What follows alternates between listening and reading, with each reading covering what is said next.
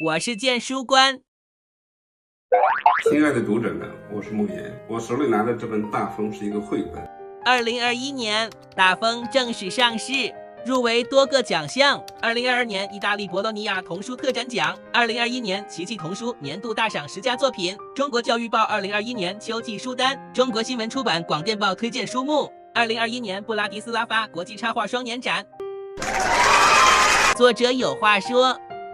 我想表达的是什么呢？第一，表达了我对故乡的亲人的一种怀念之情。第二，我也想表达了一种像我爷爷这样的老农民在面对了巨大的外来的困难的时候，那样一种坚韧不拔的顽强不屈的精神。即便是你大风把我吃上的草全部刮走，我也要像一块巨石一样屹立在那个地方，不被你刮断。别眨眼，还有彩蛋哦！谢谢大家，现在我开始朗读。太阳很快地往上爬，万道红光四射，照亮了天，照亮了地，天地间一片辉煌。田野里还是很寂静，爷爷漫不经心地哼起歌子来：一匹马踏破了铁甲连环。